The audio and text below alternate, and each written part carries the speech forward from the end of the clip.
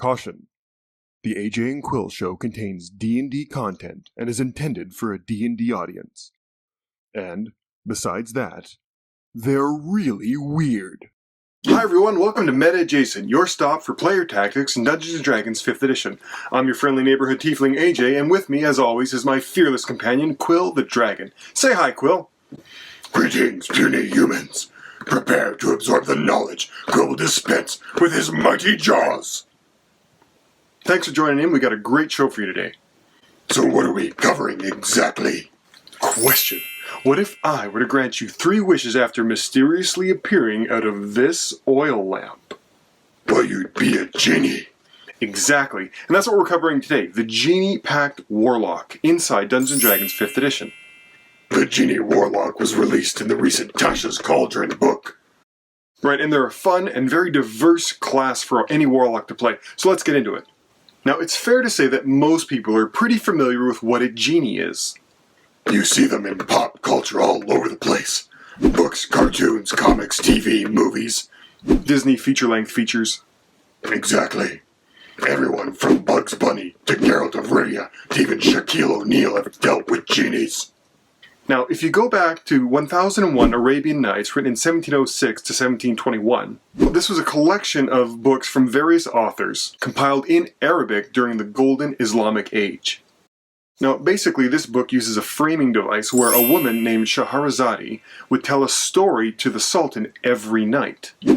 Basically, the Sultan found his first wife had cheated on him, so logically, he decided to marry a new virgin every night and behead them the next morning so that none of them could dishonor him again. What a creep. Now, some of the stories associated with 1001 Arabian Nights are Ali Baba and the 40 Thieves, the 7 Voyages of Sinbad the Sailor, and of course what we're really here to talk about, Aladdin and his wonderful lamp.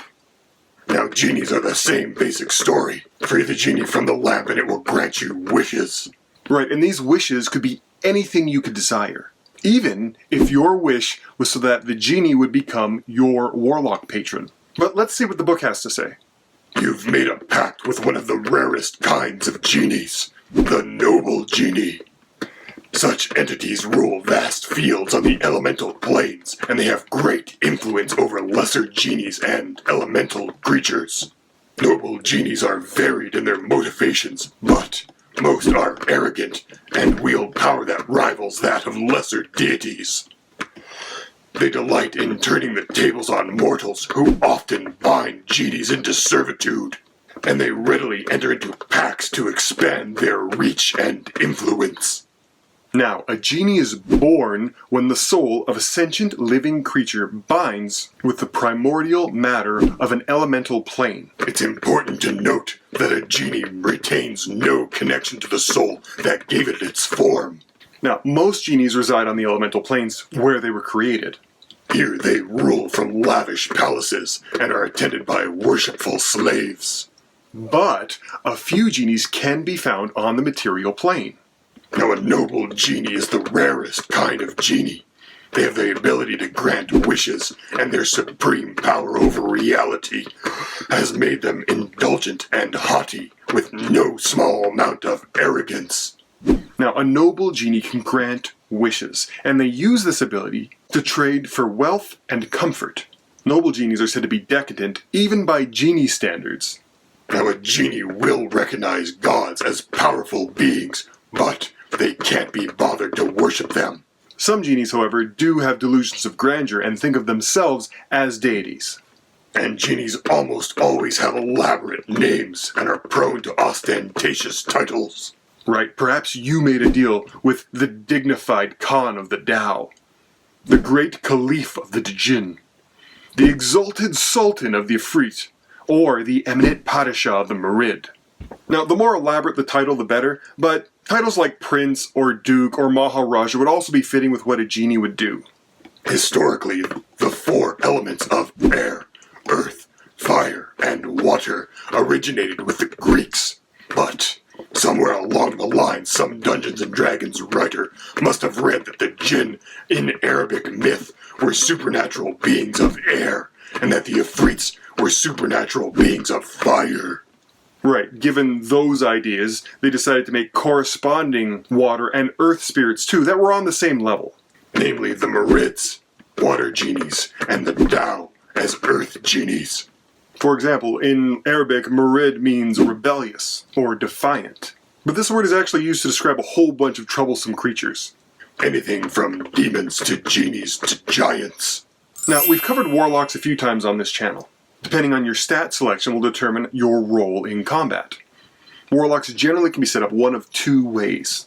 They're either going to be set up as a hit-and-run DPS melee fighter or as a caster DPS. Now, you can choose either role and do just fine in any party. But warlocks who choose the Pact of the Blade with the idea of becoming a hit-and-run DPS melee fighter generally come from subclasses that give them some way to stay in melee. Either temporary hit points, some kind of damage reduction, or access to armor and shields.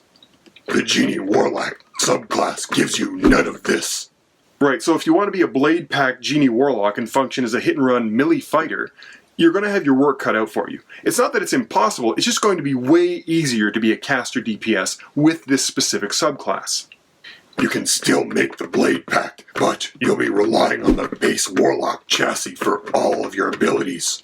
Right, so not impossible, totally doable, but just a little bit more work. To be a caster DPS is much easier. Right, caster DPS is pretty simple. Stay at long range. Long range means between 30 feet and the longest range of your shortest range spell away from the front line of combat. And remember that the front line is generally where the tank is going to be, but it's actually where the bulk of the melee fighting is happening. So, for a Warlock staying at long range using Eldritch Blast, they would want to stay between 30 and 120 feet away from the bulk of the melee fighting. Simple. Now, at range, for a caster DPS, you want to stay behind as much cover as possible. From cover at range, you cast direct damage spells into combat. And, using your movement, you'll reposition yourself to get the most advantage from your positioning, either for flanking or to avoid cover from the enemies, or to get behind cover yourself so they can't attack you, stuff like that. Rinse and repeat. Now, they're pretty simple and easy to understand tactics, but let's see what the Genie Warlock specifically has to offer. Now, at level 1, you have to choose your Genie kind. There are 4 different kinds of Genies, and you get to pick which one you want as your specific patron. These Genies give you access to different elemental abilities and different expanded spell lists. Now, they're all very cool. This is very versatile and pretty interesting for a Warlock. It gives you quite a bit of access to a different number of spells depending on which Genie patron you pick.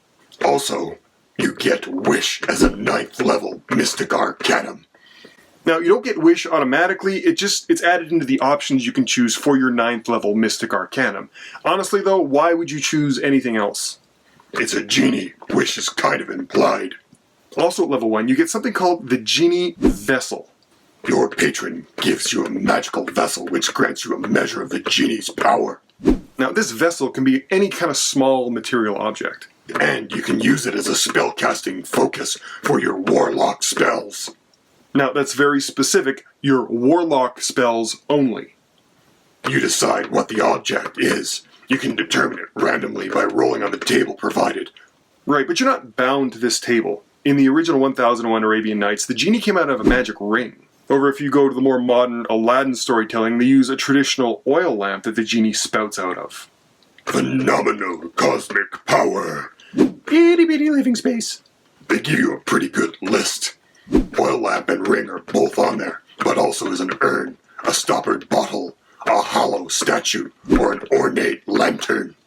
But you can feel free to choose any kind of small object. You could even use a dagger or a scimitar. You could use an amulet. You can use a pendant. Be creative.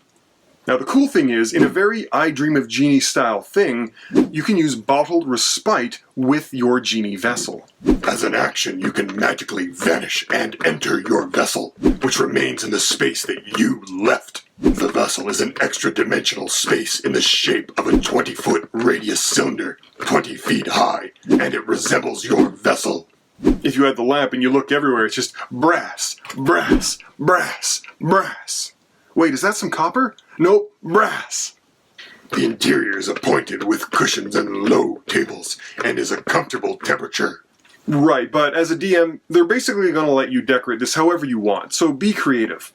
Also an important note, it's a 20-foot radius cylinder that's 20 feet high. There's nothing that says you couldn't make this 2 levels. So you can split the 20-foot radius cylinder into 2 levels to double the space you have access to. And this is the kind of thing you're going to have to discuss with your DM. Now you can remain inside the vessel for a number of hours equal to twice your proficiency bonus. And you can exit the genie's vessel either using a bonus action, or if you die, or if the genie's vessel is destroyed. The vessel has an AC equal to your spell save DC, and hit points equal to your warlock level, plus your proficiency bonus. As well as being an object that's immune to psychic and poison damage. When you exit your vessel, you appear in an unoccupied space closest to it. Any object left in the vessel remains there until it is carried out. Or, if your genie vessel is destroyed, all those objects appear in a space near to where the vessel was. So it's kind of like a Lehman's tiny hut and a secret chest all combined in one. Right, this is a fun ability. You can use it as an action. It's thematic. It has a very I Dream of Genie style theme to it. And you can store items or yourself. Right, it's flavorful. I like it. Now, also at first level, you get something called Genie's Wrath. Once during each of your turns when you hit with an attack roll, you can deal extra damage to the target equal to your proficiency bonus. Right, and the type of damage you deal is determined by which specific genie you chose as a patron. At 6th level, you get Elemental Gift. You're starting to take on characteristics of the genie patron that you have. You now have resistance to a type of damage based on which kind of genie you picked as your patron. Bludgeoning for a Tao, Thunder for a Jin, Fire for a Freet, and Cold for a Marid. Also, as a bonus action, you can give yourself a flying speed of 30 feet, which lasts for 10 minutes, during which you can also hover. Now, you can use this feature a number of times equal to your proficiency bonus, and you regain all those uses whenever you finish a long rest. I like to imagine that your lower extremities become a whirlwind of elemental energy, just like a genie's does whenever you're using this flying ability. At 10th level, you gain Sanctuary Vessel. Right, this is awesome. It means you can bring up to 5 other willing additional creatures into your genie's vessel with you when you go inside it. As a bonus action, you can eject any number of the creatures from your vessel that you wish. In addition, anyone, including you, the Warlock, who remains in the vessel for at least 10 minutes gains the benefit of finishing a short rest, and anyone can add your proficiency bonus to the number of hit points they regain if they spend hit dice during that short rest. Now, that's pretty cool because there's a lot of classes like Warlocks who regain a lot of their abilities after a short rest. This means you could also have a short rest while another creature in your party carries you. And the additional temporary hit points is a nice cherry on top. At level 14, you gain the Genie Warlock capstone ability. Right, and it's a doozy. Limited Wish. Now, Limited Wish was actually a spell that appeared in previous editions. It's nice that they did a little throwback to this spell. You entreat your patron to grant you a small wish. As an action, you speak your desire to the genie's vassal, requesting the effect of one spell of 6th level or lower that has a casting time of 1 action. Now, these limitations are very specific. A spell of 6th level or lower, and it has a casting time of 1 action. Remember that. The spell can be from any class list, and you don't need to meet any of the requirements, including costly spell components, when casting it. And in a pretty fun way, you regain the use of this ability after 1d4 long rests, so averaging 2. Now this is an awesome capstone that's really versatile. And this also has an interesting side effect where your 6th level Mystic Arcanum, when you choose what that's going to be, basically choose one that you're going to use all the time, because any of the other ones, even the special ones, you could just use your Limited Wish to get. So choosing one that you're only going to use once in a while, because it's really useful, isn't really as beneficial because you could just use your Limited Wish for that. Whereas if you choose something you're going to use on every encounter or every day, you're better off picking that as an option. Now, let's put this all together. How did Genie Warlocks behave in combat? Now, for basically all Warlocks, your primary offensive ability is going to be Charisma. You're a spellcaster, and it's really important. But in choosing Dexterity as your primary defensive ability over Constitution helps compensate for your low armor class and emphasizes avoiding damage rather than trying to absorb it. Right, Genie Warlocks really aren't equipped to be absorbing damage in combat. They're way better off avoiding it, so choose Dexterity as your primary defensive ability instead of Constitution. This gives you the profile of a DPS caster. And Dexterity can pull double duty as both your primary defensive ability and your secondary offensive ability. If you choose Pact of the Blade and you use a finesse weapon, Dexterity can be used as both this defensive ability and to make your melee attacks with that weapon. If you do this choosing Pact of the Blade, you function much more as a hit-and-run DPS melee fighter. But generally speaking, for a Genie Warlock, it's much easier to set them up as a DPS caster. While not as fragile as other arcane spellcasters, a warlock with its small hit dice and pitiful armor proficiencies needs to stay out of melee combat, preferably at long range, and behind as much cover as possible. Stay between 30 feet and the maximum range of your shortest range spell that you're going to use in combat. Also focus more on direct damage spells than on controlling the battlefield.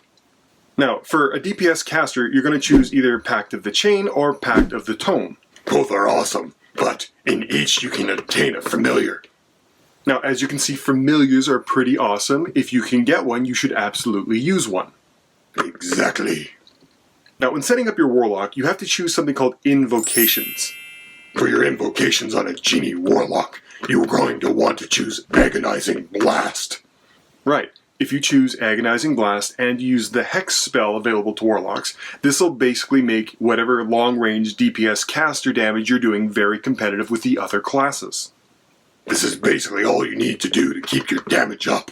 And a Warlock casting Eldritch Blast with Agonizing Blast and the Hex spell up is the baseline we use to determine the minimum average damage that a class should do to stay competitive. Now, if you choose Pact of the Chain, you get a really cool list of very powerful familiars, but if you're Pact of the Tome and you get access to the regular familiars, I like picking either a Trissum, a Flying Snake, or an Owl. Outside of Agonizing Blasts, you're relatively free to pick whatever you wish for invocations. So pick things that interest you, or you'll think you can get the most use out of, in or out of combat. Right, you're free to pick whatever you want, but some standouts that you might want to consider are Armor of Shadows. This is a nice little gimme to give you a free mage armor. You can take Devil's Sight to really capitalize on the synergy it has with darkness spells. Anything that can modify your Eldritch Blast, like Repelling Blast or Grasp of Hadar. Maddening Hex, which gives you kind of an AoE psychic damage ability that you can use as a bonus action. Because a Genie Warlock actually doesn't have that much to do with its bonus action in combat. Sculptor of Flesh is a pretty popular one because Polymorph is an awesome spell. Minions of Chaos is very thematic because it lets you summon an elemental. And depending on which pact you chose, if it was Pact of the Tome, you should check Book of Ancient Secrets, and if you chose Pact of the Chain, you should choose Voice of the Chainmaster. They're very useful and they fit in with the packs that you choose. But let's cover some more advanced tactics. If you're stuck in melee with no way out, you can enter your vassal as an action. Right, this essentially provides a buffer of the actual vessel itself for them to damage before they can actually damage you. So maybe you can survive one or two more attacks before the vessel breaks, leaving you relatively safe because you'll just appear outside of it whenever the vessel's destroyed. And we have to discuss Limited Wish. Like we said, choose your first Missing Arcanum as something that you find useful, that you'll get a lot of use out of, and you can use Limited Wish to choose a different 6th-level spell if it's needed. And there's a lot of spells that still fit the criteria for Limited Wish.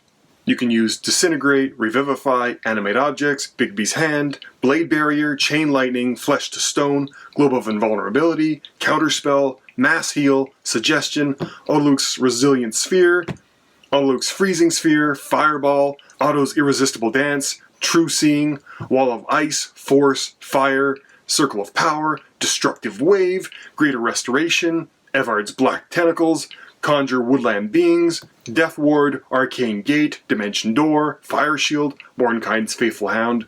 And that's not even all of them. These are just some good suggestions. So as a Genie Warlock, it's a good idea to be up to date and informed on what other spells you can cast with Limited Wish. Right, this Limited Wish makes you an extremely versatile caster. And you're going to use that so that you can benefit your party in as many ways as possible. It's a great way to be inventive and creative during combat and out of combat that other classes simply won't have access to. Now, an important thing to remember about Limited Wish is that player characters have a tendency to try to save abilities, and you shouldn't do that with this. Use it as much and as often as you can. You'll get it back after 1d4 long rests. But sitting on an ability this powerful and this versatile is just a waste. If you got it, use it, or you're gonna lose it.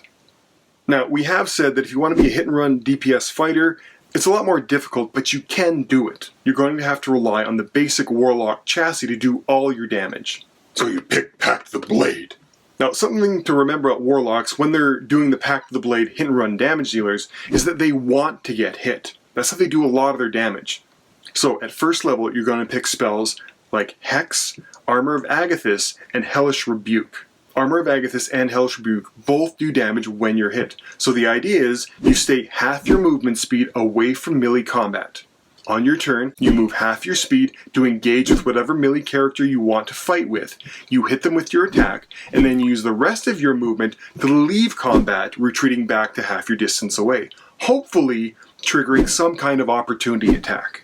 If they hit you with an opportunity attack, you'll do damage with Armor of Agathis, and you can use your reaction to cast Hellish Rebuke to damage them further. Now, this really ups your action economy because it lets you do damage on another creature's turn. You can rinse and repeat these tactics going in and out of combat. Hence the hit and run style of combat that we're talking about. But once you're out of spell slots and you have no more temporary hit points from Armor of Agathis, you're better off retreating to long distance and reverting to acting like a DPS caster for the rest of combat. Right, so even if you choose Pact of the Blade and set yourself up to be this hit-and-run DPS melee fighter as a Genie Warlock, at some point during combat, you'll still have to revert back to being a caster DPS style of fighting. There's nothing wrong with that, and it's quite fun to play both. Right, so it's not impossible to do, you're just going to have to work a little bit more. But do whatever you want for your character. And that's it!